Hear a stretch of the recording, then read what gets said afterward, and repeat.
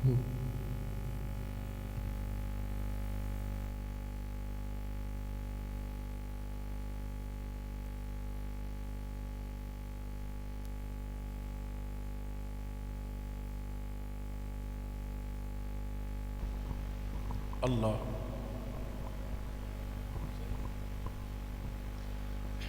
نحمدہ ونصلی ونسلم علی رسول الکریم اما بعد فاعوذ باللہ من الشیطان الرجیم بسم اللہ الرحمن الرحیم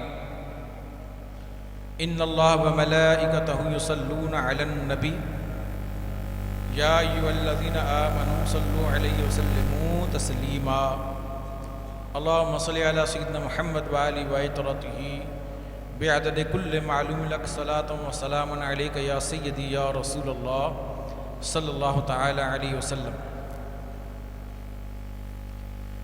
گزشتہ کئی ہفتے سے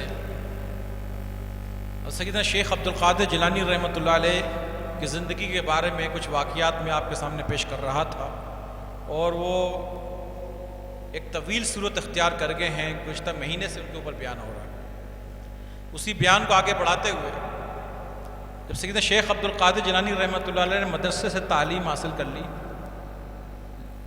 اور باطنی علوم اپنے شیخ سے حاصل کیے، جب آپ اپنی مسند پر بیٹھ گئے اور لوگوں کو تعلیم دینے لگے اور لوگوں کو اپنا مرید بنانے لگے اور ان کو ظاہری و باطنی علم دینے لگے، تو آیا آپ کی محفلیں کیسے ہوتی تھیں؟ ذرا غور کیجیے گا۔ بیجت الاسرار بحوالہ ہے بیجت الاسرار سیدنا شیخ عبدالقادر جیلانی رحمۃ اللہ علیہ کے اوپر جو کتاب آج تک مستند لکھی گئی ہے وہ عرب کے اندر بیجت الاسرار کے نام سے، جو اردو میں اس کا ترجمہ آپ کو مل جائے گا، کئی مکتوبوں میں ملے گا آپ کو بیجت الاسرار، جو آپ کی زندگی کے حالات کی مستند کتاب ہے، جس کے حوالوں کو علماء اہل سنت مانتے ہیں۔ اس میں کیا لکھا ہے کہ علامہ ابن جوزی ایک ایسا عالم گزرا ہے جو صوفیہ پہ تنقید کیا کرتا تھا، اور سیدنا شیخ عبدالقادر جیلانی رحمۃ اللہ کا بڑا مخالف تھا۔ ہر دور میں آپ کو علماء، اگرچہ وہ زبردست قسم کا عالم تھا لیکن مخالف تھا۔ ایک دن اس کے چاہنے والے، جو کہ سیدنا شیخ عبدالقادر جیلانی رحمۃ اللہ کا چاہنے والا تھا، کیا کہ مولانا آج کیوں نہ حضور غوث پاک کی محفل میں چلیں؟ بولا چلو یہ تم میرے چاہنے والے ہو، ان کے بھی چاہنے والے ہو، تو اب تم مجھے لے کے چل رہے تو چلو میں بھی چلنے کو تیار ہوں۔ دیکھیں بھائی غوث پاک کیا آج پیش کرتے ہیں، کیا بات کرتے ہیں، چلو چلتے ہیں دیکھتے ہیں۔ چنانچہ جب یہ محفل میں پہنچتے ہیں، علامہ ابن جوزی فرماتے ہیں میں جب محفل پہنچا تو بہت پیچھے مجھے جگہ ملی، رش بہت تھا۔ ایک قاری کھڑا ہوا، ابتدا میں اس نے ایک آیت کی تلاوت کی۔ سیدنا شیخ عبدالقادر جیلانی رحمۃ اللہ علیہ نے اس آیت کی ایک وجہ بیان کی۔ ساتھ جو آدمی بیٹھا ہوا ہے سرگوشی کرتا ہے، مولانا سے کہتا ہے مولانا یہ جو غوث پاک نے یہ جو آیت کی وجہ بیان کی ہے آپ کو آتی ہے؟ بولا یار تو مجھے ہلکا لے رہا، کمال کر رہے، میں مولانا ہوں، وقت کے علامہ جزوی ہوں، یہ کیا مجھے بھی آتی ہے؟ بولا اچھا۔ غوث پاک نے دوسری وجہ بیان کی، کہا کہ مولانا یہ آپ کو آتی ہے؟ بولا کیوں نہیں آتی؟ مجھے بھی آتی ہے۔ تیسری وجہ بیان کی، چوتھی، 11 وجوہات بیان کر دی، کہا کہ مولانا آتی ہیں؟ بولا بالکل آتی ہے، مجھے بھی آتی ہے، میں مولانا ہوں۔ اس کے بعد غوث پاک رضی اللہ تعالیٰ نے 40 وجوہات بیان کر دی، کہا کہ مولانا یہ، کہا کہ یار وہ 11 تک تو مجھے آتی تھی، باقی جو 29 بیان کی ان کا مجھے کچھ پتہ نہیں، ان کا میرے کو علم نہیں ہے، یہ میں پہلی مرتبہ سن رہا ہوں کس انداز سے بیان کیے ہیں۔ مجھے 11 تک آتی تھی، باقی 29 جو بیان 40 بیان کی 29 مجھے نہیں آتی۔ چنانچہ بات بڑی قابل توجہ بات ہے اور بڑی مستند بات ہے، کتاب کا نام بھی آپ کو دے دیا میں۔ غوث پاک رضی اللہ تعالیٰ نے یہ کہہ کر فرمائے اے لوگو، ہم کال سے حال کی طرف آتے ہیں۔ یہ تو میں آپ کے سامنے جو بیان کر رہا تھا یہ کال تھا، آؤ ہم کال سے حال کی طرف آتے ہیں۔ یہ کہہ کر آپ نے فرمایا لا الہ الا اللہ، جو کہ قاضی سلسلے کا ایک مشہور ذکر ہے، لا الہ الا اللہ محمد رسول اللہ۔ یہ کہہ کر مجمع پر ایک نگاہ ماری، یہ پڑھا کلمہ اور مجمع پر ایک ہی نگاہ ماری۔ علامہ ابن جوزی کہتے ہیں جب وہ نگاہ مجھ سے ٹکرائی میں کھڑا ہو گیا، مجھے پتہ نہیں لگا کیا ہوا، میں کھڑا ہو گیا، اپنے قمیض کو کپڑے کو پھاڑ کر پھینک دیا، اپنی قمیض کو پھاڑ کر میں نے پھینک دیا جی۔ اب سوال یہ پیدا ہوتا ہے کہ آج کے جو علماء، میں نے کئی جگہ پر یہ واقعہ جب بیان کرتے ہیں تو بہت بڑے اچھے میں نام نہیں لوں گا، آدھا واقعہ بیان کیا، قمیض پھاڑنے والا واقعہ بیان نہیں کیا، اس کو آدھا علامہ ابن جوزی جیسے بھی غوث پاک کے سامنے زیر ہو گئے، ہاں جی ہو گئے، لیکن قمیض پھاڑنے والا واقعہ کیوں نہیں بیان کیا؟ اس لیے نہیں بیان کیا کہ لوگ کہیں گے یار غوث پاک کے دربار میں قمیضیں پھٹا کرتی تھیں، آپ کے دربار میں کیوں نہیں پھٹتی؟ سوال یہ ہوتا ہے، غوث پاک کے دربار میں قمیضیں لوگ پھاڑتے تھے، گریبان چاک کرتے تھے، تو آج اگر کوئی قاضی صلاح چلا رہا ہے تو اس کے دربار میں ایسا کیوں نہیں ہوتا بھائی؟ تو صلاح تو نہیں گئے، سوال یہ ہونا چاہیے نا، قمیض پھٹنی چاہیے۔ تو یہ بڑی قابل توجہ بات ہے بھائی کہ غوث پاک رضی اللہ تعالیٰ کا، دیکھو وارث الانبیاء، نبی کا وارث وہ ہوتا ہے جو قال عمل حال سب اس کے اندر ہو۔ اگر کسی کے اندر قال ہے تو وہ وارث ایک جز کا ہے، مکمل وارث نہیں ہے۔ غوث پاک کے وارث ہونے کا دعویٰ جو شخص کرے گا اس کے پاس قال بھی ہوگا، حال بھی ہوگا، جب بھی وہ مکمل وارث ہے۔ اور یہ خالی کہنے سے نہیں ہوگا بلکہ قال بیان کرنے کے بعد نظر ہی مارے گا، وہ لوگ کپڑے پھاڑیں گے تو سمجھ لو وہ کامل وارث ہے، کیونکہ محفل ان کی ہے، جو ان کے پاس ہوتا تھا وہی اسی محفل میں ہونا چاہیے، کیونکہ حضور غوث پاک جسم کے فنا ہو کے پردہ کر کے، ولی تو نہیں مرتا، ولی کا فیض زندہ رہتا ہے، لہذا فیض انہی کا جاری ہے۔ تو لہذا معلوم یہ چلا کہ علم دو طرح کے ہیں، قال و حال۔ قال بیان کیا جاتا ہے، سکھایا جاتا ہے، ارے حال سکھایا نہیں جاتا، نظروں سے پلایا جاتا ہے۔ سکھانے کا علم نہیں ہے یہ، سکھانے والا علم تو قرآن شریف آپ پڑھیے، حافظ بنیے، حدیث کا علم سیکھیے، تفسیر کا علم سیکھیے، یہ قال کا علم ہے، یہ زبان سے سکھایا جائے گا۔ حال کا علم زبان سے کہاں سکھایا جائے گا؟ وہ تو وہی غوث پاک نے کہا آؤ قال سے حال کی طرف آتے ہیں، جو قرآن شریف کی آیت پڑھ کے 40 وجوہات بیان کر دی، آپ نے فرمایا یہ قال کا علم ہے، آؤ حال کی طرف آتے ہیں۔ کلمہ پڑھ کے نظر ماری، نگاہ سے پلایا تو لوگوں کیا حل ہو گئے؟ علامہ جوزی جو اتنا منکر تھا، اس نے کہا مجھ سے وہ نظر ٹکرائی تو میں نے بھی قمیض پھاڑ ڈالی۔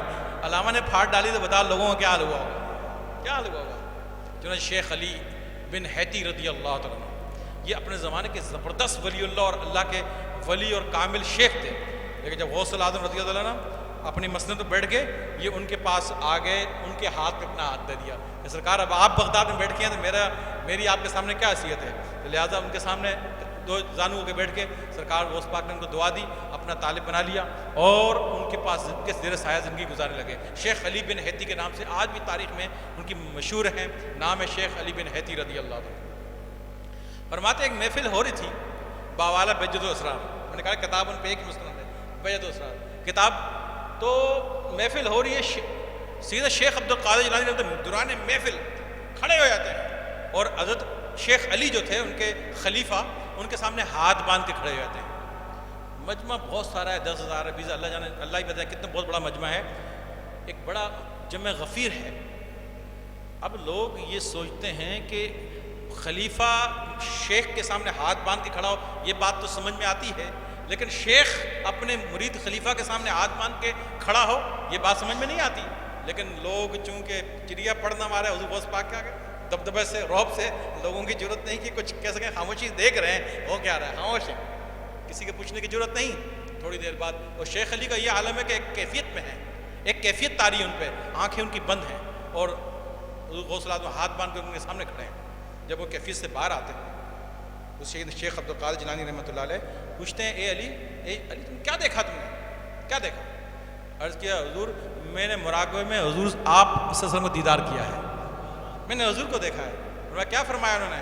عرض کیا کہ آقا علیہ السلام نے فرمایا کہ شیخ کے دامن کو نہ چھوڑنا، اپنے مرشد کے دامن کو نہ چھوڑنا۔ جب انہوں نے کہہ دیا، آپ نے مجمع کی طرف رخ کیا اور فرمایا لوگوں تم حیران ہو رہے تھے کہ میں اپنے خلیفہ کے سامنے ہاتھ باندھ کے کھڑا ہوں، ارے جس ہستی کو یہ مراقبے کی حالت میں دیکھ رہا تھا، میں نے آنکھوں سے دیکھ رہا تھا کہ حضور میری محفل میں آئے ہیں، یہاں تشریف فرمائے ہوئے ہیں، میں اس کے سامنے ہاتھ باندھ کے نہیں، حضور کے سامنے ہاتھ باندھ کے کھڑا تھا، میں حضور کے سامنے ہاتھ باندھ کے کھڑا، تمہیں وہ نظر نہیں آ رہے تھے، میں اپنی آنکھوں سے دیکھ رہا تھا، اور اس شخص نے مراقبے میں دیکھا ہے، اس کی جتنی طاقت ہی دیکھا ہے، مگر میں نے اپنی آنکھوں سے دیکھا حضور تشریف لائے، تو میں ہاتھ باندھ کے اپنے آقا کے سامنے کھڑا تھا۔ جب یہ بات سنی مجمع میں کیفیت طاری ہو گئی، کپڑے پھٹنے شروع ہو گئے، دل چاکنا شروع ہو گئے، لوگ بھاگنا شروع کر دیا، کوئی جنگلوں میں نکل گئے، کوئی بے ہوش ہو کر گر گئے، کچھ نے کپڑے پھاڑے، اور جب یہ محفل ختم ہوئی 7 جنازے پڑھنا، وہ بیجت الاسرار جا کر 7 جنازے اس میں سے اٹھائے گئے، 7 اپنے دل ہی پھٹ گئے، ان میں ایسی کیفیت طاری ہوئی وہ برداشت نہ کر سکے، وہ اتنی میں پلا دی حضور غوث پاک نے کہ وہ برداشت نہ کر سکے، وہ انتقال فرما گئے۔ یہ باتیں کیوں نہیں بیان کی جاتی ہیں بھائی؟ اکثر سیفیوں پہ ہماری محفل پہ اعتراض کیا تو لوگ کرتے ہیں، ایسا کرتے ہیں، کیا تمہیں غوث پاک کی محفلیں یہ ایسی آپ نے سنا بیان کرتے ہیں لوگ؟ غوث پاک کی کیوں نہیں بیان کرتے؟ اسی کتاب سے ساری باتیں یہ بیان کرتے ہیں، یہ والی باتیں کیوں نہیں بیان کرتے؟ میں نے ایک مفتی سے پوچھا، مفتی صاحب یہ باتیں غوث پاک کی کیوں نہیں بیان کی جاتی؟ کہا کہ وہ ایسا ہے کہ بیان کر دیں گے تو پھر لوگ کہیں گے ہمیں بھی پلاؤ بیان تو ہم کر دیں گے، لوگ کہیں گے بھائی آپ ہی تو مفتی، پھر آپ جو کام وہاں وہ ہوا کرتے رہے آپ کیوں نہیں کر رہے؟ آپ بھی تو قادری ہو، لہٰذا ہمیں پلاؤ، تو پھر ہم کہاں سے پلائیں گے؟ اس لیے ہم بیان ہی نہیں کرتے ہم نہیں بیان کرتے، لوگ کہیں گے پھر پلاؤ بھائی، جب تک آپ کہاں ہمیں پلاؤ، لوگ مانگیں گے تو جو چیز ہمارے پہ ہے نہیں تو ہم دے نہیں سکیں گے، لہٰذا ہم بیان اس لیے نہیں کرتے بولے، اس لیے لوگ بیان نہیں کرتے۔ تو بات یہ ہوتی ہے کہ ہے نہیں کیفیت تو پھر بیان کریں گے، یہ باتیں بیان کریں گے، لوگ کہیں گے ہاں تو ٹھیک ہے، اس باقی آج سے تو تھا، اب تم نے علم زبان سے سکھایا ہے، اب ذرا حال بھی تو دو میں، اب ہم بھی تو کمیزیں پھاڑے تھے، ہماری بھی کیفیت آئے، ہم بھی تو مستی حال میں آئے، ہمیں بھی حال کا علم دو۔ معلوم ہی چلا کہ جو حال کا علم ہے وہ نظر سے پلایا جاتا ہے، اس میں زبان اور قلب کا کام نہیں ہے، زبان کا کام نہیں ہے، اور شریعت کا علم زبان سے سکھایا جاتا ہے، اس میں حال کا کام نہیں، سکھایا جاتا ہے وہ، اور طریقت اور یہ حال یہ پلایا جاتا ہے، اور نگاہوں سے پلایا جاتا ہے، نگاہوں سے پیتے ہیں، طیبہ سے منگائی جاتی ہے، سینوں میں چھپائی جاتی ہے۔ ارے توحید کی مے، یہ اللہ کی عشق کی مے، رب کے عشق کی مے، یہ پیالوں سے نہیں نظروں سے پلائی جاتی ہے، نظر توحید کی مے پیالوں سے نہیں نظروں سے پلائی جاتی ہے۔ تو نظر سے بھی یہ بات آپ آج سیکھ لیں کہ نظر سے بھی علم حاصل ہوتا ہے۔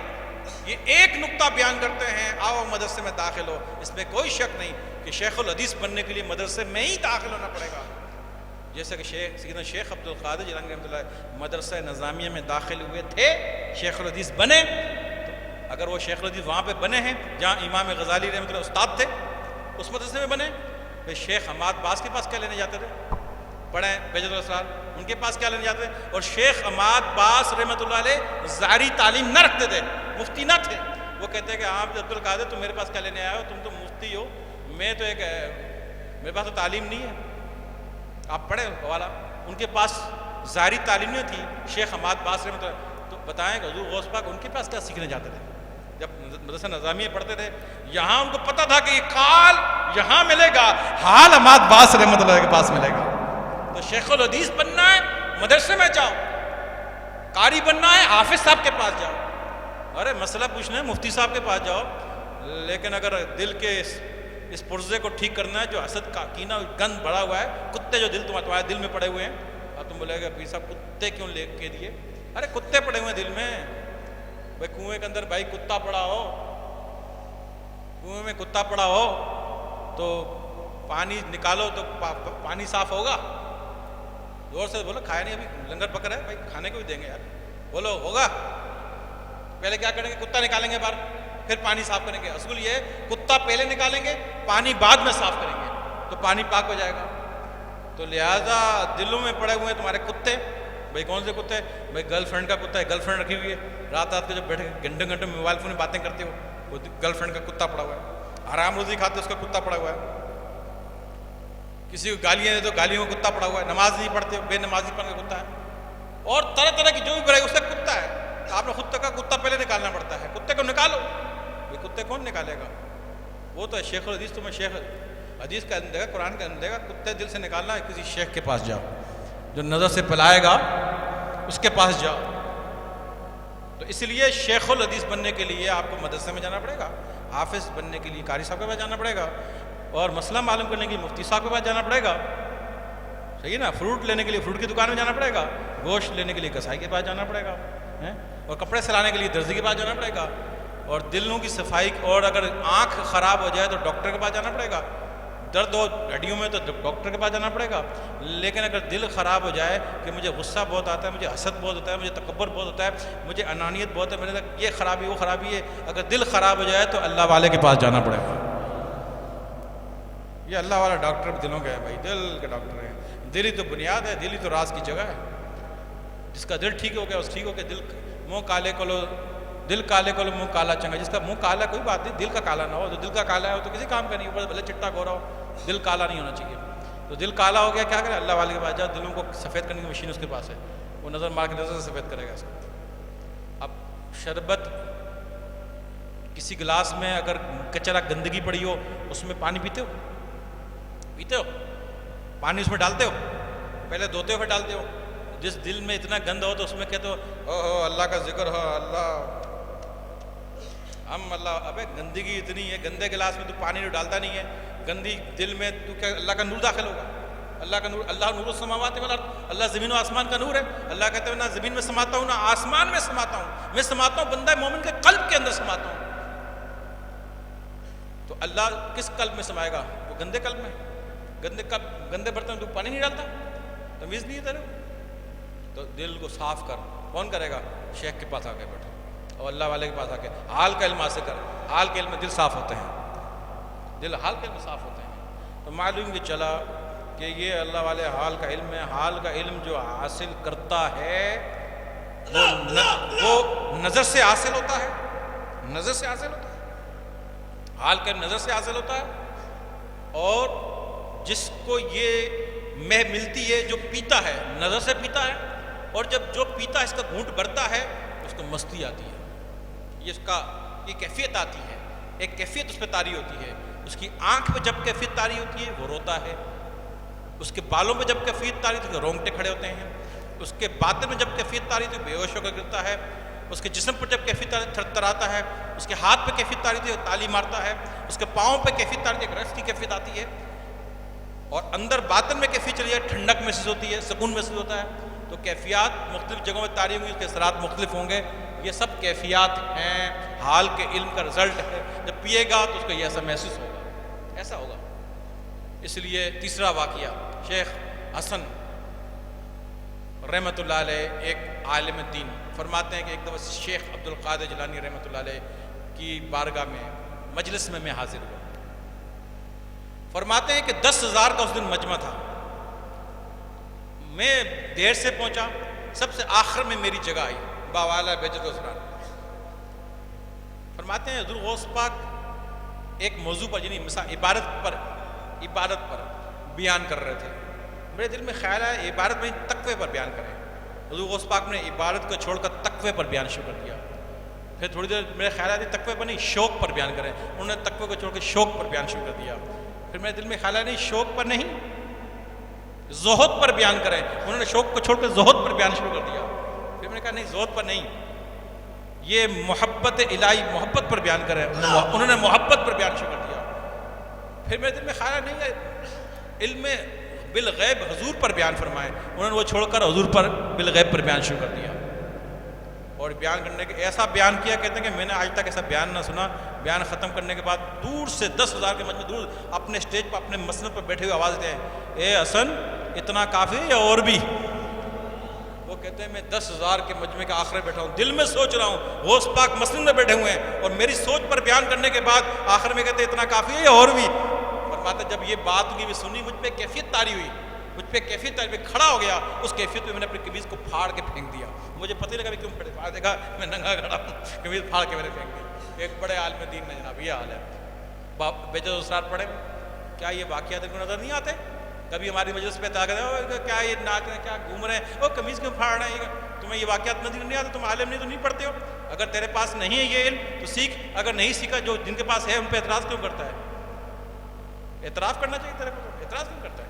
تجھے اعتراف کرنا نہیں ہے تو سیکھ بھائی تیرے پاس. اب دیکھو نا میں شیخ الحدیث نہیں ہوں تو بھائی نہیں ہوں. اب اگر مجھے بننا ہے تو میں کسی عالم کے پاس جاؤں گا تو بنوں گا. میں کہوں گا نہیں میں پیر ہوں، میں کہوں تو پھر بیٹھا رہتا. اگر مجھے شیخ الحدیث بننا ہے تو میں کسی عالم کے پاس جاؤں گا تو ہی بنوں گا، ایسے تو نہیں بنوں گا. اب ظاہری بات تو جو اللہ والا بننا ہے تو پھر جس نے یہ میں پی اس کے پاس جانا پڑے گا، شاگرد بن کے بیٹھنا پڑے گا. وہ پلائے گا تو یہ چیز حاصل کرے گا. وہ کہے گا میں بھائی اتنا بڑا عالم میں کیوں جاؤں؟ تو میں تو پھر بھائی میں ہی ہے، میں بیٹھا رہا. یہ تو بننا پڑے گا بھائی. تو معلوم یہ چلا اگر کسی کے پاس یہ علم نہیں ہے تو سیکھ بھائی. اگر جن کے پاس ہے تو کہے ہاں نہیں بھائی یہ علم ہے. غوث پاک رضی اللہ عنہ میں ایسا ہوتا تھا، بالکل برحق ہے، یہ علم ہے. اس کا طریقہ کار نظر سے پلایا جاتا ہے، نظر سے یہ حاصل ہوتا ہے. آپ کو میں ایک مستند حوالہ دوں. دیکھیں سورہ کاف میرے پاس ایک قرآن مجید ہے موٹا، مدرسۃ المدینہ مکتبۃ المدینہ دعوت اسلامی کے ادارے سے میں نے وہ قرآن شریف خریدا تھا 300 روپیہ دیا دے کے. اس میں ترجمہ اعلیٰ رحمۃ اللہ علیہ کنز الایمان اور تفسیر نعیم الدین مراد آبادی رحمۃ اللہ، سورہ کاف کے اندر جہاں پر خضر السلام موسیٰ السلام سے فرماتے ہیں موسیٰ بات نہ کرنا جب تک کہ میں خود ذکر نہ کروں، جو کچھ بھی کروں، اب میں جو بھی کام کروں گا تم بات نہ کرنا، میں خود تمہیں ذکر جب تک نہ کروں، خاموش رہنا کروں۔ اس کی تفسیر میں عاشیہ چھوٹا سا عاشیہ ہے، فرماتے ہیں اس سے دو مسئلے معلوم ہوئے۔ فرمایا کہ موسیٰ السلام کے پاس جو علم تھا وہ علم شریعت تھا، اور خضر السلام کے پاس جو علم تھا وہ علم طریقت تھا۔ پھر فرمایا علم شریعت زبان سے حاصل ہوتا ہے، اور علم طریقت زبان سے ہرگز نہیں، بلکہ اللہ والے کی صحبت اور اس کی نظر سے حاصل ہوتا ہے۔ بکتا کہاں پر؟ یہ ہدیہ لے کے کہاں پہ ملتا ہے؟ جس کو لینا ہو مکتبۃ المدینہ تو جا کر، اب بھی ملتا ہوگا، اس وقت میں 300 دی تھا، آج کل 500-600 کا ہوگا۔ آپ دینا، بولنا یار یہ کنز الایمان اور تفسیر جو یہ دینا ذرا، پھر کھولنا قرآن شریف سورہ کاف 15 پارہ کھولنا، اس میں جہاں پر ذکر آئے گا خضر السلام موسیٰ السلام کا، جہاں پہ خضر السلام فرماتے ہیں موسیٰ کلام جو ہے نہ کرنا جب تک میں خود نہ ذکر کروں، اس آیت کی شاید بھی تفسیر دیکھنا، یہ نہ لکھا ہو مجھے آگے پکڑ لینا۔ پھر آخر میں ایک شعر بھی لکھا ہوگا یہ لکھ کر کہ طریقت کا علم اللہ والے کی نظر، جس کے پاس بیٹھنے اس کی نظر سے حاصل ہوتا ہے۔ پھر نیچے ایک شعر بھی لکھا ہوا ہے، طیبہ سے منگائی جاتی ہے، سینوں میں چھپائی جاتی ہے، توحید کی میں پیاروں سے نہیں نظروں سے پلائی جاتی ہے۔ یہ شعر بھی اس میں لکھا ہوا ہے۔ اب آپ دیکھ لیں جا کے، بھائی یہ تو فیصلہ ہو گیا، تو معلوم یہ چلا کہ بھائی شریعت کا علم زبان سے اور طریقت کا علم نگاہ سے سکھایا نہیں، پلایا جاتا ہے، تو لہٰذا اپن کے پاس بھائی پلانے والے میں ہم پلا رہے ہیں، اس پہ اعتراض کس بات کا ہے؟ یہ پلانے والے آپ کے اتنے مضبوط حوالے دے دیے ہیں، بولے یار آپ کے دس میں خود ہی لکھا ہوا ہے، آپ نے آپ دیکھ لو، اگر نہیں ہوا میں نے کہا مجھے آگے پکڑ، میرے پاس قرآن شریف لکھا ہوا ہے، میں نے حوالہ رکھ کے رکھا ہوا ہے، میں نے آج سے 4-5 سال پہلے خریدا تھا، میرے پاس موجود بھی ہے، اس کو دیکھنا میرے پاس آ کے دیکھ لے، میں نے خود خرید کے دیکھ لے، نہ میرے پاس آئے میں اس کو نکال کے دیکھ لوں گا۔ تو لہٰذا یہ نظر سے، بھائی نظر سے پلایا جا رہا ہے، اس میں کوئی اعتراض کی بات نہیں۔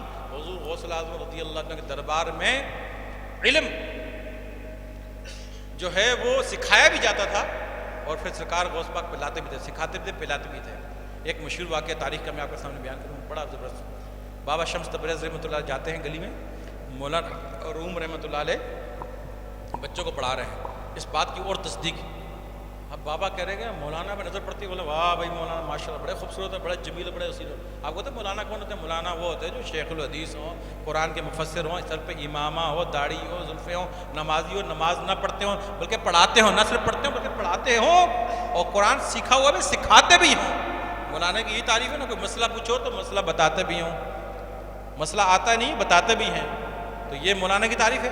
مولانا روم پڑھا رہے ہیں، بابا شمس تبریز کے بعد یہ علم ہی نہیں ہے، بتاؤ ایسا؟ بول رہے یار مولانا ایک علم دینا چاہتے ہیں۔ اب مولانا خود بھائی زبردست امامہ، ہر چیز موجود ہے، کیا علم دینا چاہتے ہیں؟ وہی یہ بات آ گئی۔ بابا شمس تبریز دیکھا یار مولانا کے پاس کال کا علم بڑا زبردست ہے، کال ہے زبردست، امامہ، داڑھی، زلفیں، علم سب آیتیں بہترین پڑھ رہے ہیں، لیکن دل میں نہ نظر ماری، بولا حال نہیں ہے مولانا کے پاس، کال تو بہت ہے، حال نہیں ہے۔ بابا شمس تبریز نے اپنی طرف دیکھا، بولا یار شمس تبریز تیرے پاس حال کا علم ہے، کال تیرے پاس نہیں ہے، ایک ضرورت کے حساب سے ہے، جتنا ایک ضرورت کے حساب سے ہے، تیرے پاس حال ہے، مولانا کے پاس کال ہے۔ اب میں ہو گیا بوڑھا، دنیا سے جانے والا ہوں، یہ حال بھی مولانا کو دے دوں تو اس سے یہ ہوگا کہ بچوں کو سکھائیں گے بھی اور ساتھ پلائیں گے بھی، بچوں کو سکھایا بھی کریں گے، ابھی تو خالی سکھا رہے ہیں، پلا نہیں رہے۔ اگر یہ علم میں مولانا کو دے دوں تو مولانا کیا کریں گے؟ پھر سکھایا بھی کریں گے اور نظر سے زبان سے سکھائیں گے اور نظر سے پلائیں گے، تو بچے بڑے اچھے تیار ہوں گے۔ اب مولانا نے کہا یار بابا شمس نے کہا میں مولانا کو قائل کیسے کروں؟ مولانا کو کہا میرے پاس ایک علم ہے، بولیں گے بابا جاؤ اپنا کام کرو۔ مولانا کوئی مانتے ہیں؟ وہ نہیں مانیں گے، بولے بھائی کیا بات ہے؟ اب بابا صاحب برابر اندر چلے گئے، بیٹھ گئے جا کے، ایک کتاب رکھی ہوئی تھی، مولانا روم نے برسوں سے لکھی ہوئی ہاتھوں سے، کہا کہ مولانا یہ کتاب جو ہے وہ کیا کتاب سے کیا لکھا ہے؟ دیکھتے رہے سمجھ نہیں آیا، مولانا کیا ہے یہ؟ بولا بابا بیٹھنا ہے بیٹھو، جانا ہے جاؤ، بچوں کو پڑھا رہا ہو ڈسٹرب نہیں کرو، یہ کتاب کے اندر جو لکھا ہوا ہے نا یہ آپ کی سمجھ میں نہیں آئے گا، یہ علم ہے، یہ بہت بڑا علم ہے، میں عالم ہوں، علم لکھا ہوا یہ تمہاری سمجھ میں بالکل نہیں آئے گا، رکھ دو، آپ کو بیٹھنا ہے بیٹھو، مرضی آپ کی، تنگ نہیں کرو۔ بابا مولانا پھر بچوں کو بچوں کیا پڑھ رہے بھائی؟ طالب علموں کو پڑھانا شروع کر دیا۔ تھوڑی دیر بعد حوالے کے لیے کتاب کی ضرورت محسوس ہوئی، مولانا نے اسے ہاتھ بڑھایا، کتاب نہیں ہے، دیکھا کتاب کہاں گئی؟ بولا وہ بابا کتاب کہاں گئی؟ کتاب رکھی تھی، کتاب کدھر گئی؟ بابا نے کہا بھائی مولانا مجھے تو سمجھ نہیں آئی، تو میں نے کہا پتہ نہیں کہ کتاب کیا ہے، میں تو حوض میں پانی کا حوض ہے نا وضو کا، اس میں ڈال دی ہے۔ کہا کہ بابا یہ کیا کر دیا، میری ساری زندگی کی محنت کو ضائع کر دیا، اب میں کیا کروں گا، اب میرا کیا بنے گا؟ مولانا اتنے پریشان ہو گئے، میں تو سمجھ میں کیا اس میں کیا لکھا تھا، کیوں اتنے پریشان ہو گئے؟ ارے بابا ساری زندگی کے میں نے علم اس میں لکھا ہوا تھا، اپنے ہاتھ سے لکھا ہوا تھا، اب میں کب تک لکھوں گا؟ تو میں کہاں سے لاؤں گا کتاب، دوسری تو ہے نہیں۔ ارے مولانا تم پریشان ہو گئے؟ بولا پریشانی کی بات ہے بابا۔ بابا نے بسم اللہ کر کے ہاتھ حوض میں ڈالا، کیفیت یوں ڈالا، یوں نکالا۔ اب عقل کے مطابق اس کتاب سے پانی ٹپکنا چاہیے، حروف مٹ جانا چاہیے۔ مولانا دیکھا اس کتاب سے پانی نہیں ٹپک رہا، اس سے مٹی اڑ رہی ہے۔ وہ کتاب کھولا تو کتاب حروف بالکل ثابت ہیں۔ عقل کہتی ہے کہ پانی ٹپکنا چاہیے اور حروف مٹ جائیں، اور جو بات عقل میں نہ آئے وہی کرامت ہے۔ عقل میں جو بات آئے وہ کرامت ہی نہیں ہے، جو عقل سے باہر ہے وہی کرامت ہے۔ دیکھا یار یہ تو، بولا بابا یہ کیا ہے؟ بابا نے کہا مولانا وہ علم میں نہیں جانتا تھا اور یہ علم تو نہیں جانتا۔ مولانا وہ علم تو میں نہیں جانتا تھا، لیکن یہ ایک ایسا علم ہے اس کو تو نہیں جانتا۔ مطلب یہ کرامات اس آدمی سے ظاہر ہوں گی جس کے اندر حال ہوگا، حال والے آدمی سے، حال والے آدمی کرامت ظاہر ہوگا، اس کا حال کہہ لیں۔ تو چنانچہ دیکھا بھی مولانا کے اندر چنگاری تو پڑ گئی ہے۔ اچھا بھائی مولانا کتاب دی، اچھا مولانا ہم سلام کر کے چلے گئے، جا رہے ہیں ہم۔ مولانا روم کے دل میں بھائی چنگاری پڑ گئی عشق کی، بولا یار یہ تو بھائی عجیب چیز ہے۔ کہا کہ بچوں ایسا کہ چھٹی کرو، چل کر چھٹی سب چھٹی کرو، کل آنا، آج نہیں پڑھا رہا میں۔ بچے دیکھے، بچے سب چلے گئے۔ مولانا دیکھا بابا ان دور نکل گئے، چپل پہننا ہی بھول گئے۔ بولا چپل پہنوں گا، چپل نہیں ملی، بولا چپل پہنوں گا، بابا نکل جائیں گے، چپل کے بغیر ننگے بھاگ رہے ہیں۔ روم والوں نے دیکھا مولانا کو کیا ہوا، بڑا غصہ، امام والے آج ننگے پاؤں بابا کے پیچھے بھاگ رہے ہیں۔ بابا آگے آگے، مولانا پیچھے، بغیر چپلوں کے بھاگ رہے ہیں۔ تو یہ لوگ آج بھاگتے ہیں نا، لوگ ابے دیکھو یار مریدوں کا کیا، یہ کیا کہانی، بہت بڑے ڈرامے ہیں یار، کیا پیر کے پیچھے کیسے کہانیاں، کیسے کیا بنا رکھا ہے اس کو، یار بھاگ رہے ہیں، کوئی یہ کر رہے ہیں، کوئی اس کی چما چاٹیاں کر رہے ہیں، کوئی صفائیاں کر رہے ہیں، کوئی کیا کر رہے ہیں، کیا مولانا روم میں ننگے پاؤں بھاگے تھے بابا شمس۔ تو بابا کو بولا پکڑ لیا، بولا بابا یار یہ علم مجھے بھی دو۔ بابا نے بولا ایک کچھ آزمائشیں کی، ان کو تو دینا ہی تھا۔ دیکھا بھائی مولانا بالکل فٹ آ گئے ہیں، آپ بالکل لوہے پر چوٹ لگانے کی باری آ گئی ہے، تو وقت آیا انہوں نے وہ پلا دی، مہ پلا دی، مہ پلا دی۔ تو مولانا روم رحمۃ اللہ علیہ جب وہ مہ پی لی تو ان کے اندر وہ حال کا علم آ گیا۔ پھر ان کو پتہ لگا کہ بھائی اس کی باطن کی آنکھ، کان تھے، آنکھیں تھیں، پھر کیا ہوا، دل کے اندر بھی کان لگ گئے اور دل میں بھی ایک آنکھ کھل گئی۔ اب تم کہو یہ پیر صاحب نے نئی بات بتائی، یہ نئی بات نہیں ہے۔ جیسے آپ کی دو آنکھیں دو کان ہیں، ایسی دو آنکھیں، آنکھ اور کان دل کے اندر بھی لگتے ہیں، وہ جس کے اندر لگ جائیں وہ سنتا ہے بات، وہ کہتا ہے یار یہ کیسے، وہ باتیں جو ہم نہیں سن رہے، یہ کیسے سن رہے ہیں، دل کے کان، دل میں کان لگے گا تو وہ سنے گا، ان کانوں تو نہیں، اس میں سنتا ہے، اور اس میں آنکھ کھلے گی وہ دیکھتی ہے، وہ حضور کا دیدار بھی کرے گی، وہ فرشتوں کو بھی دیکھے گی، ہر بات کوئی چھپی ہے، جہاں نظر کتنے فرشتے ہوں گے ان کو سب کو دیکھے گی، آپ نہیں دیکھ پا رہے، آپ کتنے فرشتے دیکھ رہے ہیں، نہیں دیکھ رہے، دل کی آنکھ ہوتی دیکھتے ہیں، دل کی آنکھ ہو جائے وہ دیکھتے ہیں۔ تو مولانا روم رحمۃ اللہ پھر مثنوی شریف لکھ ڈالی، پھر بڑے ان کے لمبے واقعات ہیں۔ معلوم یہ چلا کہ اگر حال کا علم نہ ہوتا تو بابا شمس تبریز مولانا تو پہلے سے ریڈی ہے نا بھائی، ان کو کیوں دینے جا رہے تھے؟ اس میں علم دو طرح کے ہیں، کال اور حال۔ تو اپنے الحمدللہ اس دارالعلوم میں، یہ دارالعلوم جو ہے نا، اس میں حال کا علم ہوتا ہے، حال کی مہ پلائی جاتی ہے، اور پینے والے پیتے ہیں، اور جو پیتے ہیں ان کو مستی آتی ہے۔ اور چونکہ ہم 15ویں صدی کے پیر ہیں اور آپ 15ویں صدی کے مرید ہیں، وہ غوث پاک تھے، ہم ان کے غلام ہیں۔ اب کہاں غوث پاک کی نگاہ کی بات اپنی جگہ تھی، وہ ایک ہی نگاہ میں سارا کام کرتے تھے، ہم چلو 2 گھنٹے میں تھوڑا سا کام کرتے ہیں، لیکن بہرحال ہم ان کے غلام، وہ ہمارے آقا، تو بہرحال نسبت انہی سے ہے، فیض انہی کا ہے، لیکن طریقہ بہرحال انہی کا ہے، طریقہ یہ انہی کا ہے بھائی۔ یہ کپڑے پھاڑنا، یہ بھاگنا، یہ انہی کی محفل کا ایک طریقہ ہے، مکمل طریقہ نہیں، ایک طریقہ ہے۔ اب میں تقریر کر رہا ہوں، آپ سن رہے ہیں، یہ دوسرا طریقہ، یہ کال کا علم ہے، ابھی سکھا رہا ہوں آپ کو میں۔ تو اجازت، دونوں علوم یہاں پر بیان کیے جا رہے ہیں، کال بھی ہو رہا ہے اور حال بھی ہو رہا ہے، کال بھی ہو رہا ہے، حال بھی ہو رہا ہے۔ اب آپ بولیں گے یار آپ نے حال پہلے بیان کیا، کال بعد میں بیان کر دیا، پہلے کال کرتے ہیں۔ اس کی بھی ایک وجہ ہے۔ کسان جب دانے لے کے جاتا ہے نا، دانے کچھ رستے میں گرتے ہیں، بیج لے کے جاتا ہے فصل میں ڈالنے کے لیے۔ آپ نے گاؤں میں نہیں رہے، میں گاؤں میں پیدا ہوں، مجھے پتا ہے، فصل میں لے کے جاتا ہم دیکھتے تھے، وہ رستے میں گرتے ہیں۔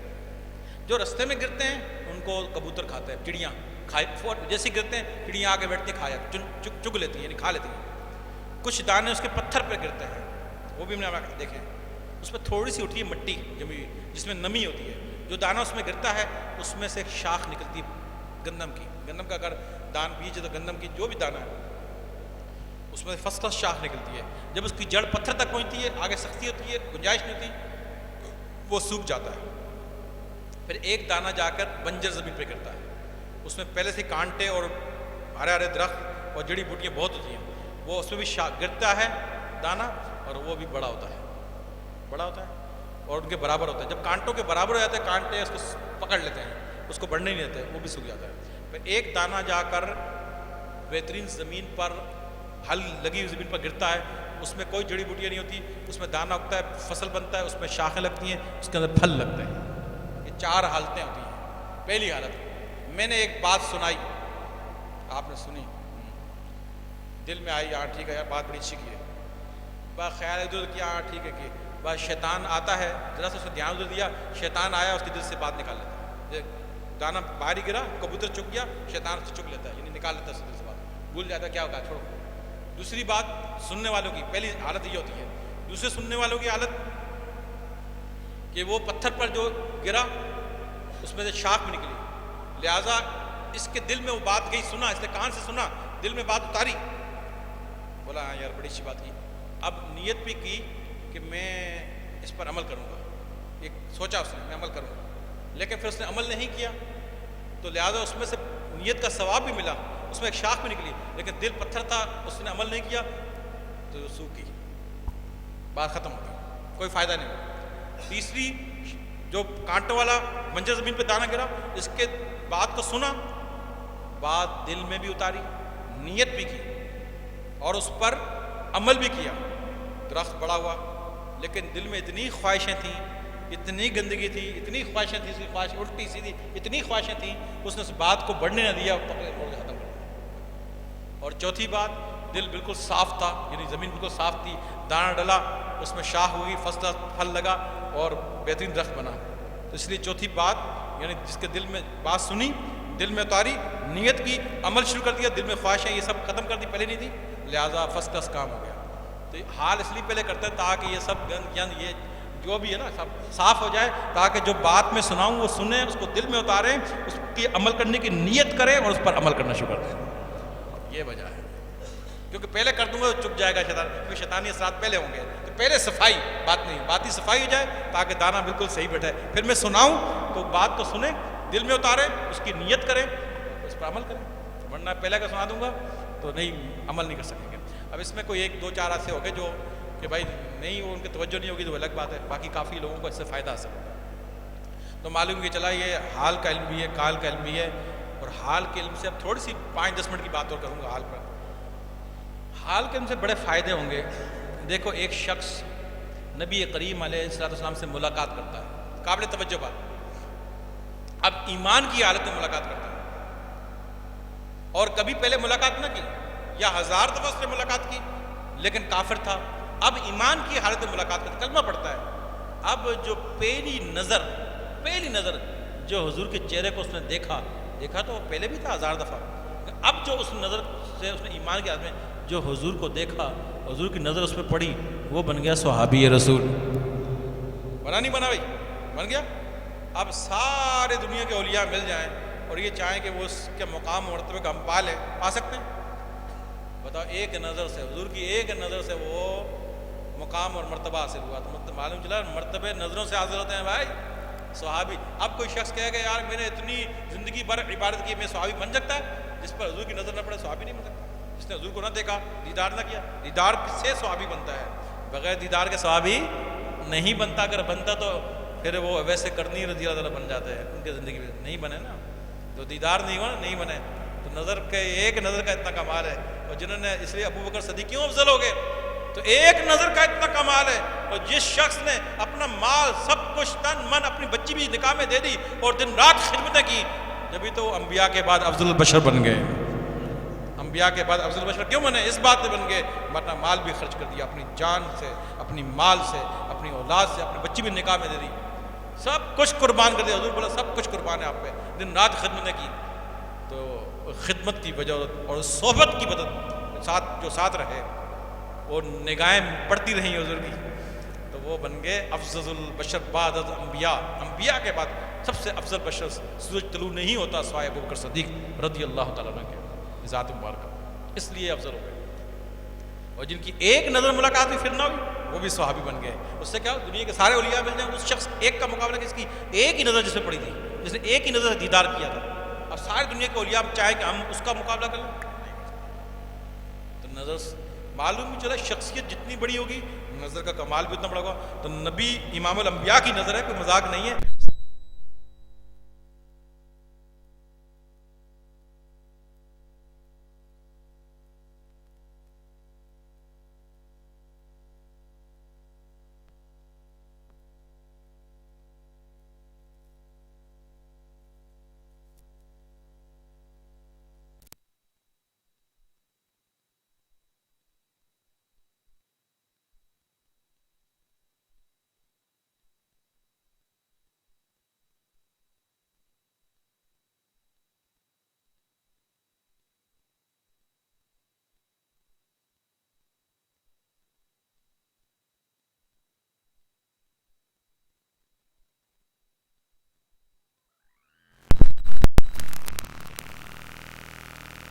اللہ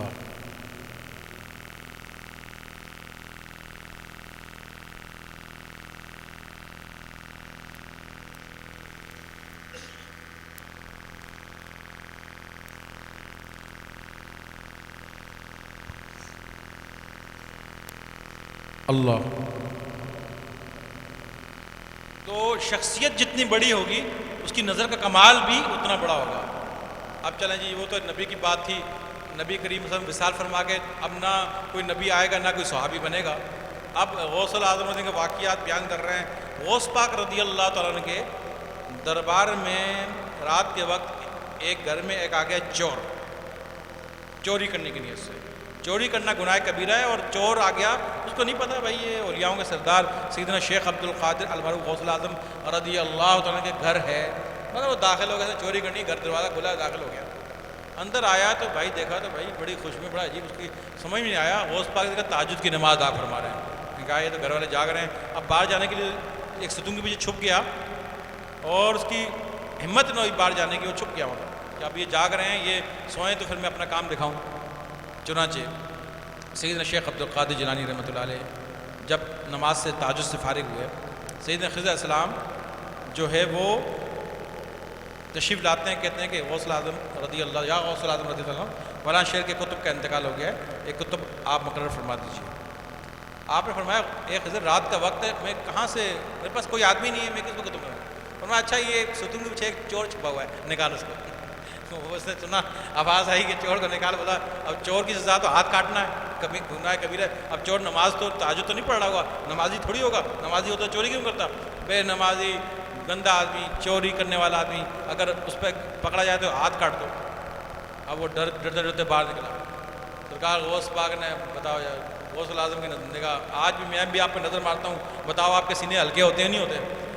آپ کے اندر کی بات بتاتا نہیں کوئی ہے اس کئی آپ کے سامنے کتنی باتیں بتاتا ہوں آپ کو، کئی لوگوں کے ساتھ کتنی کرامات ہیں کہ نہیں ہیں، باتیں بتاتا نہیں بتاتا، آپ کے سینوں کی صفائی ہوتی ہی نہیں ہوتی ہے۔ یہ ایک 15ویں صدی کے ایک چھوٹے میں معمولی سے آدمی ہوں، میرے پاس کوئی وہ بات نہیں ہے، کہاں وہ، کہاں میں، کہاں وہ آقا، کہاں غلام۔ اب بتاؤ ان کی نظر کا کیا بات ہوگی؟ نظر ماری چور پر اور فرمایا خضر لے جا، یہ وقت کا کتب ہے، لے جا یہ وقت کا کتب ہے۔ او ہو، چوری کرنا تو گناہ کبیرہ ہے بڑے صاحب، اور وہ کون سی سے نمازیں پڑھی ہیں، کون سے عمل کیے ہیں، وہ تو چور ہے۔ غوث پاک نے بھائی پہلے کوئی توبہ کرا دے، کوئی اس سے کوئی کچھ ہوتا، نظر ماری، خالی نگاہ ماری، کہا خضر کتب ہے لے جا، مقام قطبیت تک پہنچا دیا۔ نظر سے اس کو مقام قطبیت تک پہنچا دیا، اس کے باطن کو۔ جب ظاہری بات ہے مقام قطبیت تک پہنچو گا، اس کا حال کیا ہوگا؟ اس کا حال پھر بدل گیا ہوگا، کارڈ چینج ہو گیا اندر، لہٰذا وہ تھوڑی بھی کس ہو جائے چوری کو، وہ تو پھر اس کے دل ہی روشن ہو گیا۔ تو نظر سے یہ واقعے بیان کرتے نہیں کرتے ہیں نا، نظر سے ہی ہوا نا، نظر سے ہوتا ہے۔ تو نظر کا بھی علم، اگر علم نہ ہوتا تو وہ کتب کیسے بنتا؟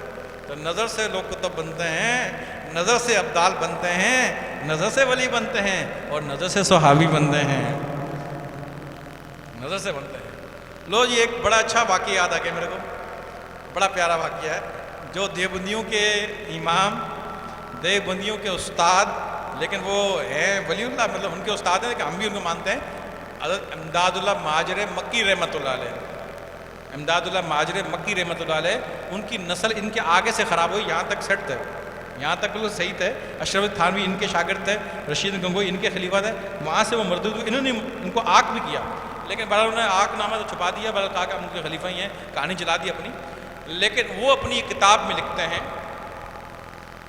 ہیں کہ حضرت جنید بغدادی رحمۃ اللہ علیہ، واقعہ لکھتے ہیں جنید بغدادی رحمۃ اللہ علیہ اپنی آستانے میں بیٹھے ہوئے ہیں.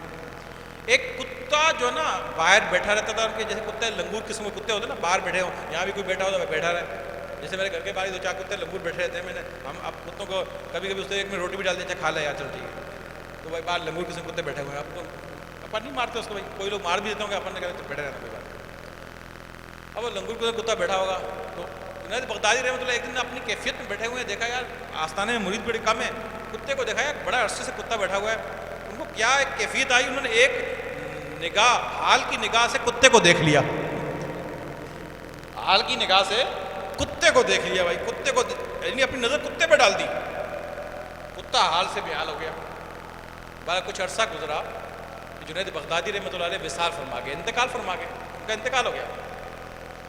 اس کے بعد اس کتے کا یہ حال ہوا کہ کتا جا کے ایک اس آستانے کو چھوڑ کے چوک میں جا کر بیٹھ گیا، چوراہے میں. اور لوگ کہتے ہیں کہ اس کا یہ حال ہوا کہ اس کے ارد گرد 25-30 کتے بیٹھے رہتے ہیں. جہاں وہ بیٹھتا نا اس کے سامنے 25-30 کتے بیٹھ جاتے ہیں اور اس کو یوں دیکھتے رہتے، وہ ان کو دیکھتا، وہ ان کو دیکھتے رہتے ہیں. یعنی بتایا جا رہا ہے کہ ان کتوں کو بھی پتہ ہے کہ یہ کتا ہماری طرح ہی کتا تھا، لیکن جس دن سے جنید بغدادی کی اس پر نظر پڑی ہے یہ کتا ہماری طرح کا کتا نہیں ہے، یہ کتا اب ہماری طرح کا کتا نہیں ہے، اس لیے وہ اس کتے کو دیکھا کرتے تھے کہ ہماری طرح کا کتا. کتوں کو پتہ ہے کہ ہماری طرح کا کتا تھا، اب نہیں ہے. جب سے جنید کی نظر پڑی، جب ان بزرگ کی نظر پڑی تو ہماری طرح کتا نہیں ہے. تو جو انسان جو ہے وہ عام ہی انسان ہوتے ہیں، لیکن کسی ولی کی نظر پڑ جائے تو چور کتب عام آدمی وہ اعرابی صحابی بنے، چور کتب بنے. تو جب ولی کی نظر پڑ جائے، یہ جو مسند میں بیٹھے ہیں ایسے نہیں بیٹھے یہ کسی کی نظر سے بیٹھے ہیں، نظر نہ ہو تو یہ کائے کی مسند، کائے کوئی پوچھتا نہیں تھا میں کائے کی مسند. تو یہ نظر کے کمال ہیں، نظر کے بغیر کچھ نہیں، جو نظر ہو تو وہ سب کچھ ہے. میں خیال میں ٹائم کافی ہو گئے، پھر بھی 1-2 واقعات بیان، موضوع بڑا اچھا ہے تو میں 1-2 واقعات اور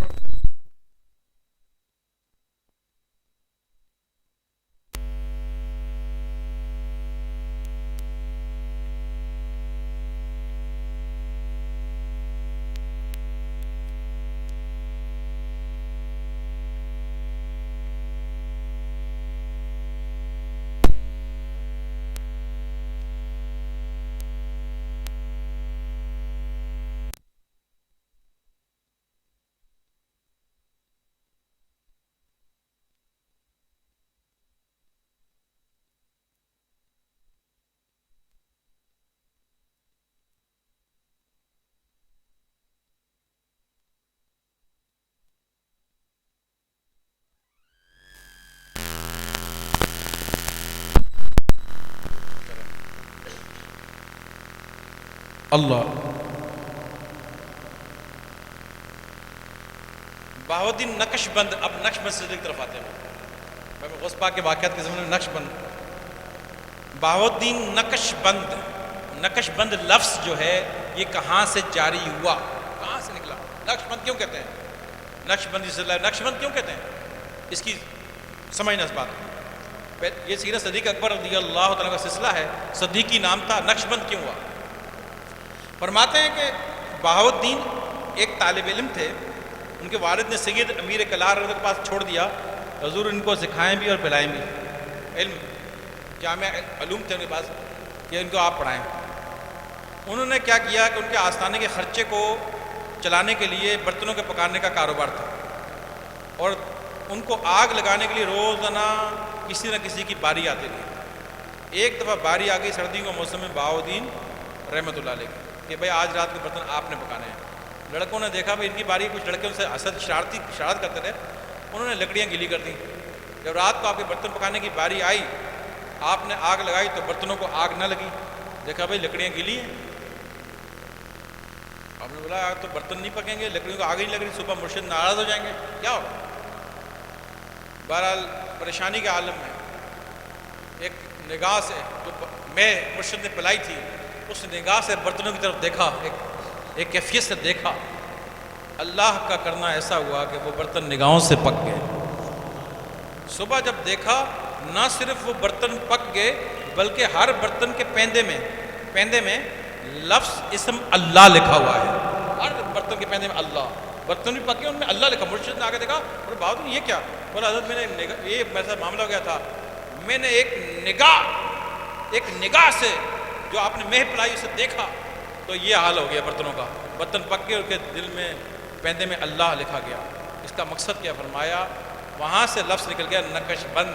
مقصد کیا کہ باودین نظر سے اللہ کے اسم کو برتن کے پیندے پہ لکھ دیا۔ ان کے چاہنے والے ان کے خلفاء، آنے والے جو خلفاء ہوں گے، جو ان کے گدی نشین ہوں گے، جو ان کے وارث ہوں گے، وہ نظروں سے لوگوں کو ایسی مہ پلائیں گے، ان کے دلوں پہ اللہ کے نام کو نقش کر دیا کریں گے، ان کے دلوں میں اللہ کے نام کو نقش کر دیں گے۔ ایسے نظر دیکھیں گے جیسے باودین دیکھی تھی برتن کے پیندے میں اللہ، وہ نظر سے دیکھیں گے، دل میں اللہ کو نقش کر دیں گے، سب کے دل کہیں گے اللہ اللہ۔ دیکھ لو آج ہے دل جاری ہے کہ نہیں جاری، لطائف جاری نہیں جاری، سب کے دلوں میں اللہ کے نام کو نقش کر دیا ہے۔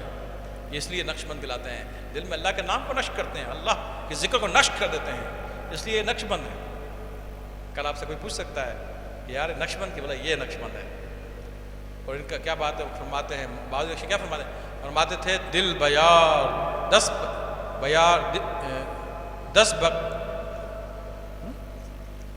بکار دل بیار، فرماتے تھے ہاتھ اپنے کام میں رکھ، نصیحت کا گئی ہے، ارے ہاتھ اپنے کام میں رکھ، دل رب کی یاد میں رکھ۔ 10 بکار دل بیار، ہاتھ اپنے کام میں رکھنا، یعنی کام کاج نوکری کرنا، نہ کھٹے ہو کے نہ بیٹھے جانا میں اللہ والے لاوے کھانا لاوے، کبھی اس سے مانگ رہے کبھی اس سے مانگ رہے، شرم نہیں آتی تمہیں؟ سوال کرنا حرام ہے، کسی سے مت 1 روپیہ ہی مانگا کرو، کسی سے یہ بھی مانگ چائے پلاؤ، یہ حرام ہے ایسا بولنا، کسی سے آگے سوال کرنا حرام ہے، اپنی محنت سے کماؤ۔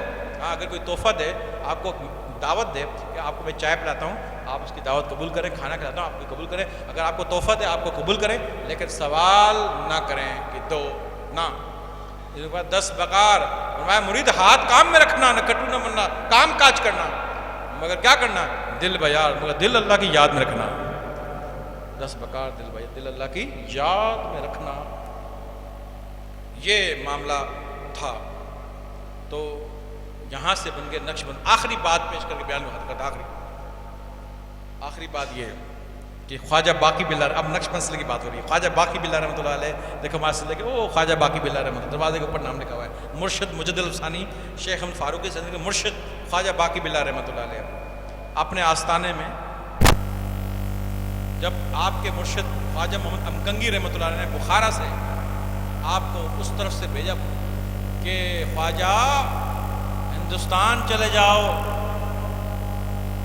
آج بھی کسی کوئی بات دیں گے بولے وہ بہت بڑے بھائی بہت بڑے ولی اپنے کو بنا رہے ہیں، ہمیں کوئی حیدرآباد مل گیا ہے، کوئی بھائی فلاں شعر، ابے یار دیکھو پتہ کیوں نیلی کہانی آ رہا ہے، بھائی شعر ملتے ہیں ولیوں کو، پہلے سے ملتے آئے ہیں، کون کہتا نہیں ملتا ہے؟ پڑھو آپ تاریخ، خواجہ محمد امکنگی نے فرمایا ہندوستان جاؤ، دہلی جاؤ، خواجہ تم دہلی جاؤ اور رات کو استخارہ بھی کر لینا۔ آپ نے مرشد کے حکم پہ استخارہ کیا، سوئے، دیکھتے ہیں ایک طوطا شاخ پر بیٹھا ہے۔ کون سا طوطا؟ یہ جو ہمارے علاقے میں طوطا سبز طوطا ہے، طوطے دنیا میں بہت ہیں، یہ والا طوطا اس رنگ کا سبز رنگ کا طوطا شاخ پہ بیٹھا ہے۔ آپ دل میں سوچتے ہیں اگر یہ طوطا میرے ہاتھ پہ آ کے بیٹھ جائے تو یہ اچھا شگون ہوگا، جانے کا اچھا استخارہ ہوگا۔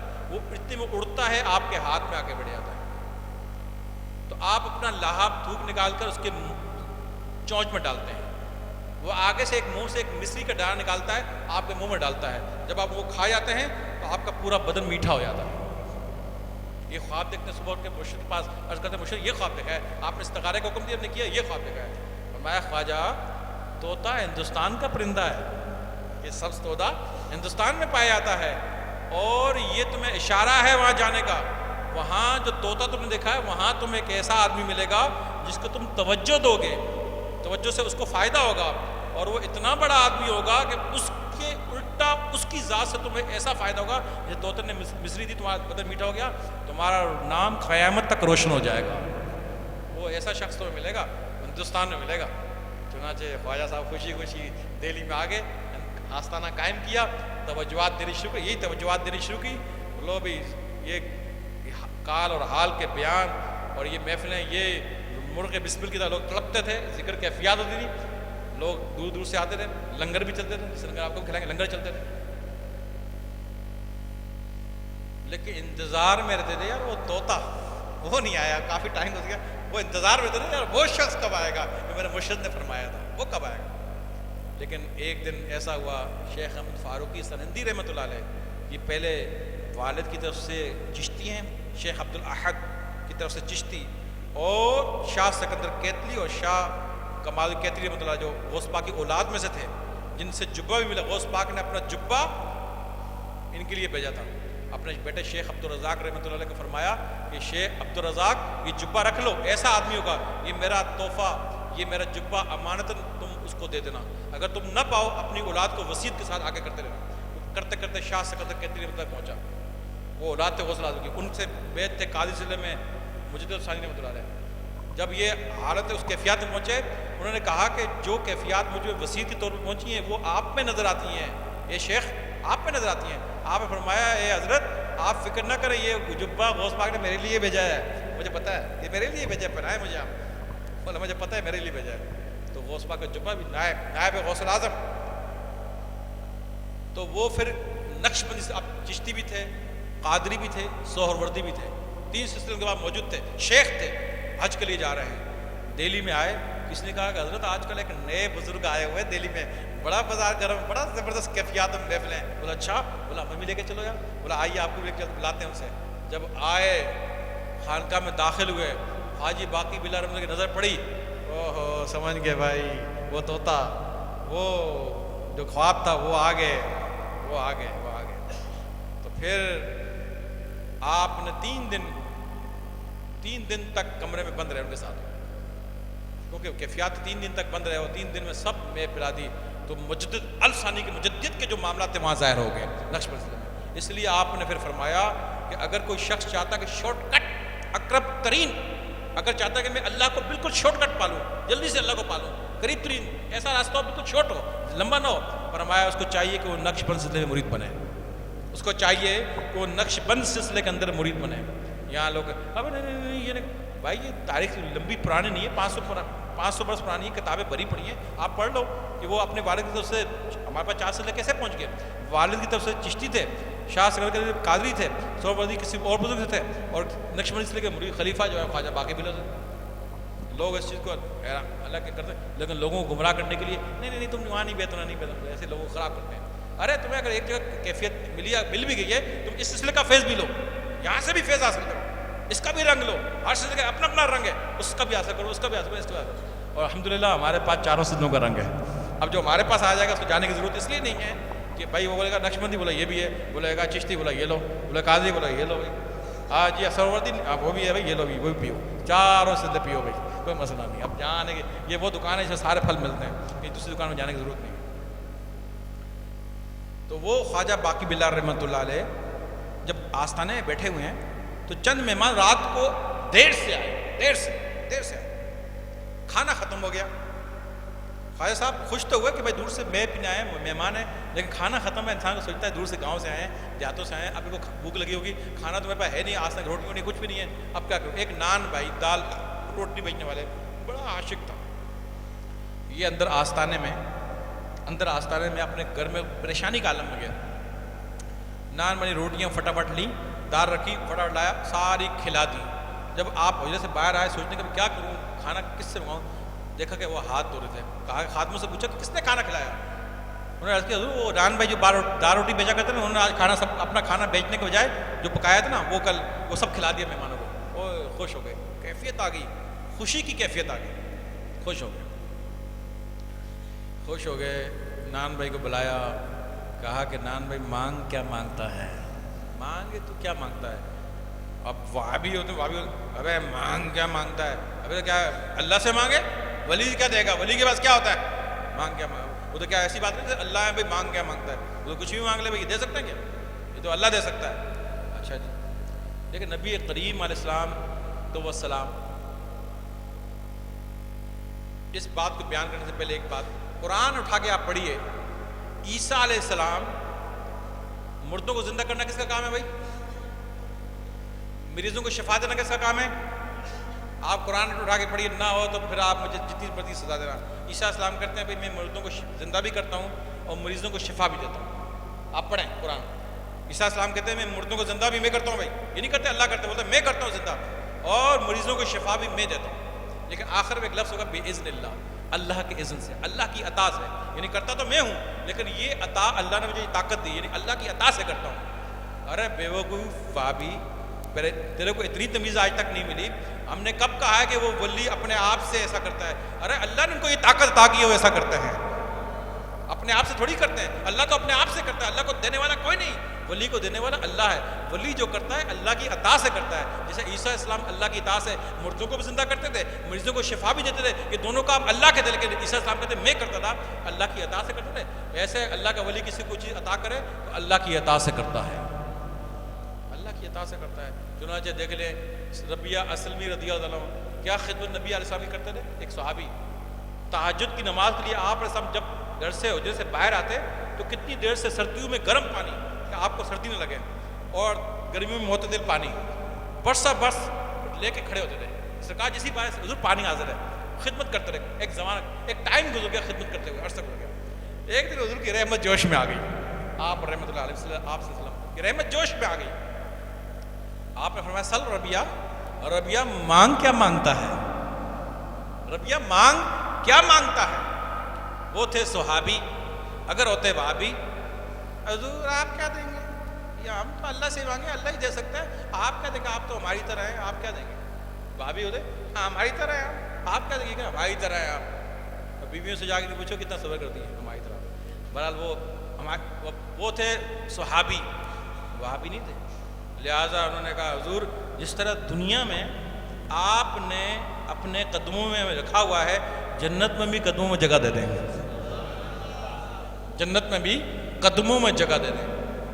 اب ہماری طرح کے لوگ ہوتے نا، کہتے ہیں حضور مہمان ہوتا، حضور جو 10 کلو سونا ہو جائے بھائی، حضور بانڈ کا پہلا نمبر لگ جائے، یا 10 کلو سونا ہو جائے، اور یا بھائی 8-2 بنگلو گنی گنو کیا ہوتا ہے بولتے ہیں، وہ پکڑ لو گے، بنگلے پکڑ لو گے، اور دنیا مانگتے، لیکن نہ وہ تھے، وہ تو صحابی تھے نا، نہ انہوں نے دنیا مانگی، نہ انہوں نے حضور پہ اعتراض کیا کہ آپ کیا کہہ رہے ہیں، کہا ان کو پتہ ہے حضور دے سکتے ہیں، ان کا عقیدہ تھا۔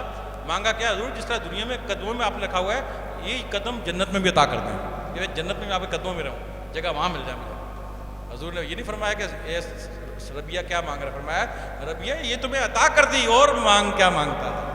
انہوں نے کہا حضور جس کے قدم آپ کے مل جائیں اور کیا مانگے گا۔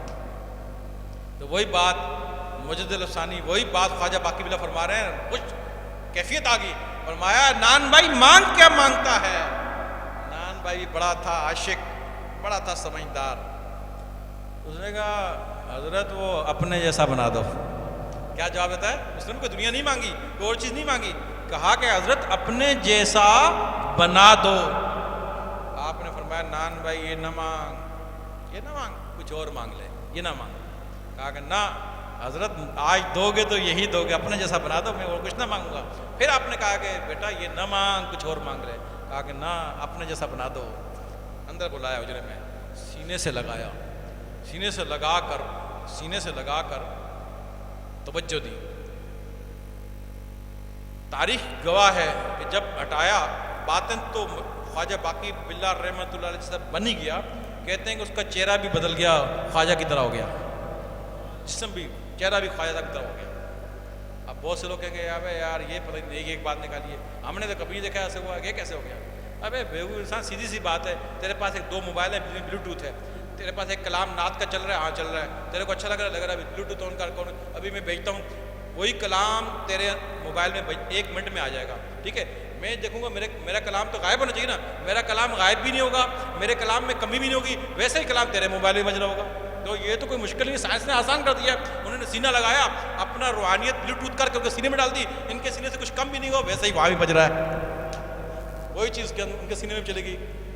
لیکن چونکہ کیپیسٹی کمزور تھی، ایبلٹی کمزور تھی اندر، مطلب کہ استعداد کم تھی، اس لیے منع کر رہے تھے یہ نہ مانگ. مجھے پتا تھا میں اپنے سارے معاملات دے دوں گا، یہ پھٹ جائے گا، مر جائے گا، نہیں برداشت کر سکے گا. اس کے سینے میں جب آ گئے تو وہ حالت بدہوشی میں، یہ کیفیات اتنی ہوگی، بدہوش ہو گیا. جب باہر آئے تو لوگوں نے دیکھا کہ ایک خواجہ، جب کمرے میں داخل ہوئے تو ایک خواجہ صاحب تھے، ایک نان بھائی تھا. اب کمرے سے نکلے دونوں خواجہ ہیں، کمرے سے نکلے ہیں تو دونوں خواجہ ہیں. آپ نے فرمایا، خواجہ صاحب نے فرمایا مریدوں مت گھبراؤ، میں خواجہ ہوں، یہ تو مدہوش ہے نا، یہ نان بھائی ہے، اس نے اس کے لیے منع کرتا نہ مانگا، مگر اس نے یہی مانگا اب یہ بچ نہ سکے گا. چنانچہ تھوڑی دیر بعد میں دل پھٹ گیا، انتقال فرمایا. تو معلوم یہ چلا نظر سے معاملات ٹرانسفر ہوتے ہیں، نظر سے علم حاصل ہوتا ہے، اس سے بڑی بڑی ترقیاں اور معاملات ملتے ہیں. تو لہٰذا یہ آستانہ نظر والا علم کا آستانہ ہے. اس کے پاس آؤ، مرشد کے پاس بیٹھو، نظر سے علم حاصل کرو، نظر سے مرشد پلائے گا، آپ نظر سے پیو. اس میں کسی قسم کی کوئی اعتراض والی بات نہیں. یہ بھاگنا، دوڑنا، گرنا، بے ہوش ہونا، یہ اس کی کیفیات ہے. جو پیے گا اس پہ یہ کیفیت طاری ہوگی ہر طرح سے. لہٰذا اس پہ کوئی اعتراض والی کسی قسم کی بات نہیں. تاریخ سے، بزرگوں سے ثابت ہے، سب ایسا کرتے چلے آئے ہیں. آپ بھی آیا کر پیا کریں اور اپنے دلوں کی خرابی کو دور کیا کریں. دلوں کی خرابیاں اس نظر کے علم سے دور ہوں گی. آخر میں ایک بات، آخری نقطے کی چھوٹی سی بات. احمد یار خان نہیمی رحمۃ اللہ علیہ، جو کہ اہل سنت کے تمام مستند بڑے استاد ہیں، نعیم الدین مراد آبادی کے شاگرد ہیں. اور پاکستان کے کوئی عالم کو کسی پوچھو بھائی احمد یار خان مان، واہ بہت بڑے استاد ہیں وہ تمہارے اہل سنت، بہت بڑے استاد ہیں، کوئی نہیں انکار کرے گا. تفسیر نہیمی بہت مستند ہے، اس کے اندر صوفی اور مولوی کا ایک کمپیریزن، مقابلہ کر کے لکھتے ہیں کہ مولوی وہ ہے، کیا لکھتے ہیں اس میں؟ میرے پاس وہ تفسیر پہلی جلد، سورہ بقرہ پہلی جلد، اس میں لکھتے ہیں. فرماتے ہیں مولوی وہ ہے جس کے پاس کوئی اگر مسئلہ لے کر جائے تو اس مسئلے کو حل کر دے. یعنی مسئلہ لے کے آئے طلاق یہ 2 ہوئی تھی، ہاں بھائی یہ نہیں ہوئی، یہ ہوئی یا نہیں ہوئی، مسئلہ حل کر دے. اب مولوی صاحب مسئلہ ہی آدمی بتا رہے تھے، وہ کہے گا مولوی ہے. مولوی کا کام ہے بھائی، مولوی تو وہ ہے، مفتی وہ ہے جو کہ مسئلہ بیان کرو تو وہ حل کر دے. فرمایا مولوی وہ ہے. فرمایا اللہ والا وہ ہے جس کے پاس جا کر بیٹھو، کچھ پڑھو نا، خالی اس کے چہرے پر نظر سے دیکھو، دیکھنے سے پرواز شروع ہو جائے، وہ اللہ والا ہے. اس کے دیدار سے، پڑھنے کی ضرورت نہیں ہے، خالی اس کے چہرے پر نظر رکھو اور دیدار کرو اور دل میں ہلچل شروع ہو جائے، سمجھ لو یہ اللہ والا ہے. دیکھنے سے ہلچل، دل میں ہلچل ہو جائے تو سمجھ لو بھائی یہ اللہ والا ہے. پڑھنے پڑھانے کی ضرورت نہیں ہے، وہاں پر دیدار کی کہانی ہے. دیکھنے سے ہلچل، پرواز ہونی چاہیے دیکھنے سے. اور 3 چیزوں کو دیکھنا بھی عبادت ہے. 3 چیزوں کو دیکھنا ہی عبادت ہے. خانہ کعبہ کو خالی دیکھو، پڑھو کچھ نہ، عبادت ہے.